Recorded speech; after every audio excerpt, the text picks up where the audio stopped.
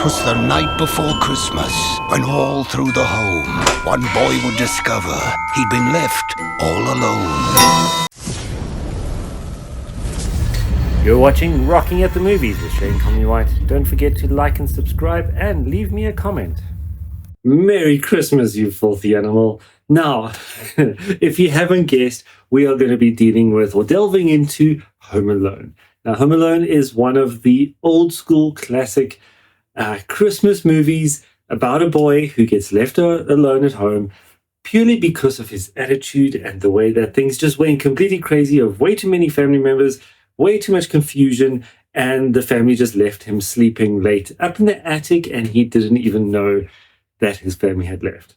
And he made a wish. Before we continue, I am going to be giving you a couple spoilers, so I hope that you don't mind, but I'm sure you've seen this movie before already. If not, make sure you go and have a look at this movie and enjoy it as much as you can and make it one of your every single year Christmas watch lists. You have to do this because it is a classic. Fantastic music, especially the one with the Carol of the Bells, where that's the main theme that goes with this movie itself.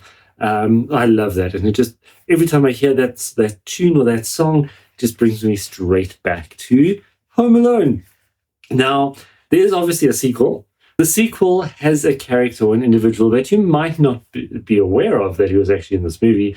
He's in the spotlight right now. He is America's President-elect Donald Trump, where he plays Donald Trump, and he's a hotel empire owner, and it's basically in New York. And Kevin, who is the main character in Home Alone 1 and 2, and 1 and 2, if I remember correctly, because I know that there's more than 2, but Kevin plays in the first 2.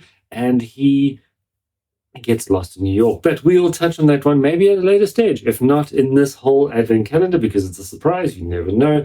We will be doing it at another time. But Donald Trump was in this. So if you really want to go watch and see Donald Trump's acting skills, go watch Home Alone 2. But don't do it before you watch number 1. Now, just going back to number 1, there are 2 characters, Marv and Harry.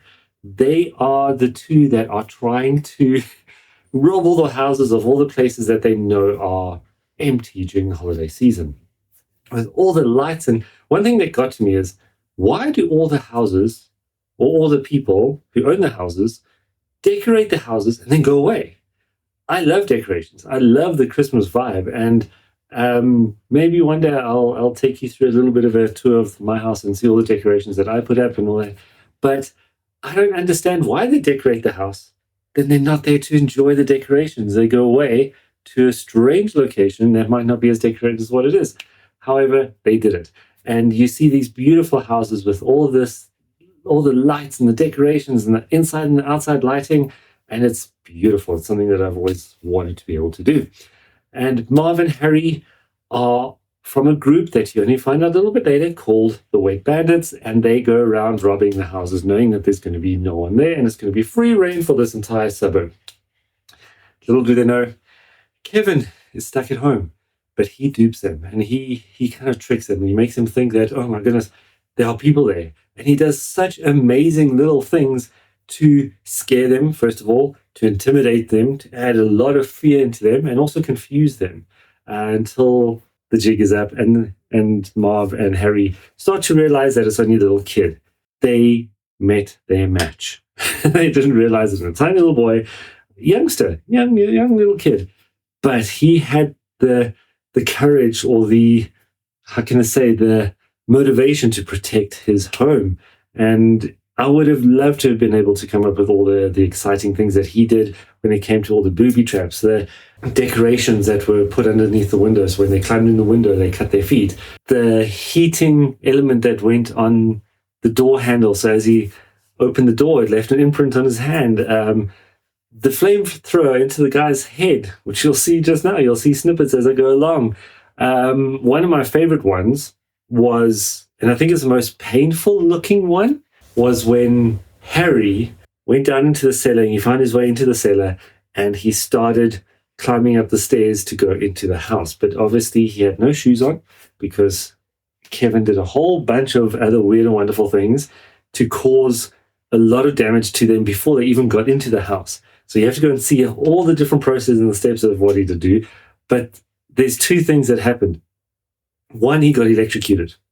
And you'll see that now with him, the different levels of electrocution, of going from a normal one where his hair all goes up and becomes like an Einstein, and you see a skeleton and all that kind of stuff. It's just fantastic how they actually did that. But the worst booby trap in my books is where he steps on that nail and you see that nail going straight into his foot. That must have been, or it could have been, if it was real, it must have been the most painful thing ever, because it's not a tiny little nail. It's a massive, long, maybe a 4-inch, 5-inch nail, and it must have been so crazy to feel that. But it just didn't stop there. There were paint cans that came and knocked them down the stairs, and there were not paintball gun, but pellet guns, and all these kind of weird and wonderful things that Kevin did to save his home. There's a twist. Kevin does get caught in another house, where that's actually where you see the result of how these two criminals came up with their name, or their gangster name, or if their modus operandi, if you want to call it that. But it is such a feel-good movie that you do want to watch. I love it. It's one of those that you have to watch every single year. Yes, you know what's going to happen, but it's still a comedy the whole way through, because it's a stupid comedy of stupid things that happen, and the stupid criminals have very bad, cheesy lines, and there are such good sayings from Kevin's side, where it's, again, like a starter, where it said, Merry Christmas, you filthy animal. Now, he didn't actually say that. It was from a movie that he's watching. But it just added so much volume and vibe and joy to the movie. Plus, it had the great-hearted, feel-good music.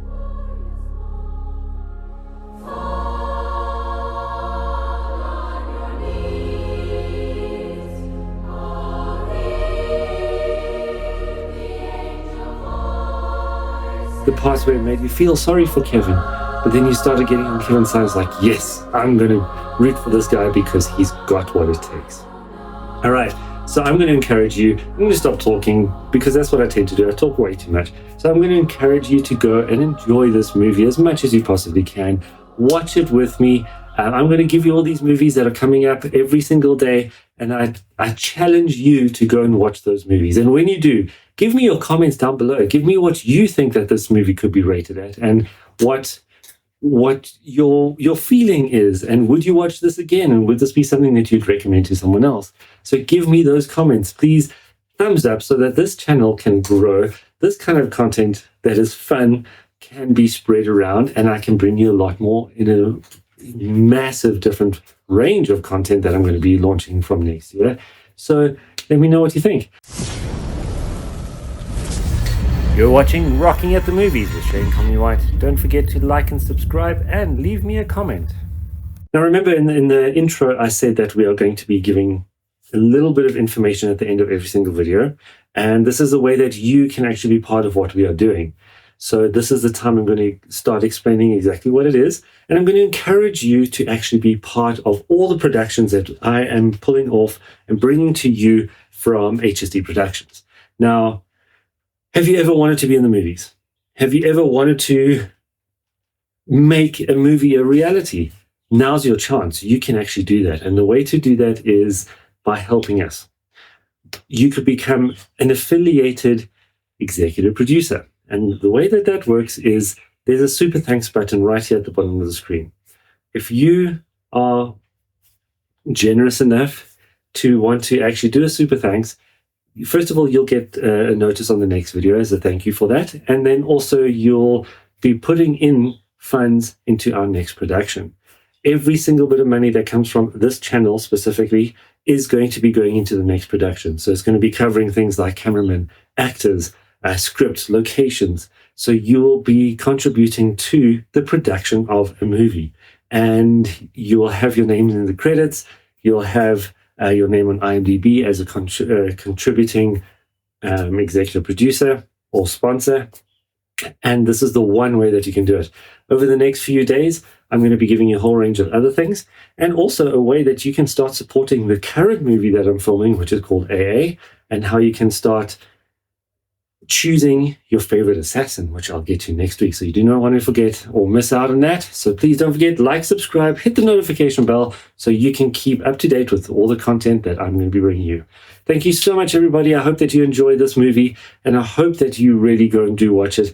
Let me know what you think, and let's start this calendar off with a bang, which this one was. And let's keep going, because there's fantastic movies coming through, and some that you might have seen, some that you might not have seen. But if you miss out, and if you don't know that this channel is going to be doing it for you, you're going to miss out on all the fun things that you're going to have to want to watch for Christmas. So I will see you very soon. See you tomorrow.